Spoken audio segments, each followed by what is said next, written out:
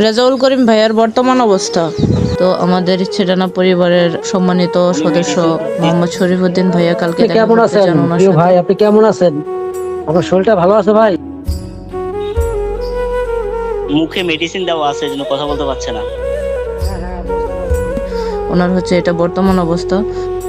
কি করবো আসলে, মুখের দিকে তাকালে আসলে কান্না চলে আসে। আমরা তো কি করব, দূরে থেকে কিছুই করতে পারতেছি না। আপনার সামনে আছেন, যারা যারা কাছে আছেন একটু খোঁজ খবর নিবেন সব সময়, আর কাছে কাছে যাবেন, একটু খোঁজ খবর নিয়ে আমাদের একটু আপডেট জানাবেন।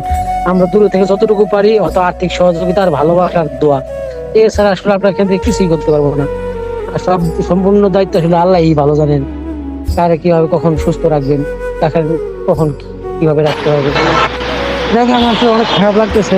আমি আসলে কখনো এখনো পর্যন্ত ডাইরেক্টলি দেখিনি। আমি অনেকদিন ধরে আসলে তার পাশে আছি, কিন্তু কখনো ডাইরেক্টলি দেখিনি, কারণ আমার মন খারাপ হয়ে যাবে, এই জন্য দেখিনি। আজকে দেখতে পেরে আমার অনেক ভালো লাগতেছে। আপনাদেরকে আমি হাত জোর করতেছি, হাত জোর করে রিকোয়েস্ট। আর রক্ত প্রয়োজন অনেক অনেক, মানে কি বলবো, মানে কিছু বলার ভাষা নেই। এটুকু খুবই লাগে। আসার পরে দেখলাম উনি নিজেই কান্না করে দিচ্ছে। আমি যখন আসছি তখন দৃশ্যটা আসলে খুবই মর্মাহত।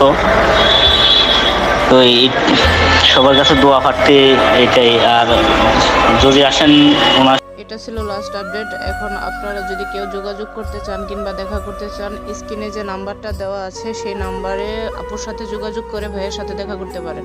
স্ক্রিনে থাকা নাম্বারে যোগাযোগ করুন এবং কমেন্ট বক্সেও দেওয়া আছে।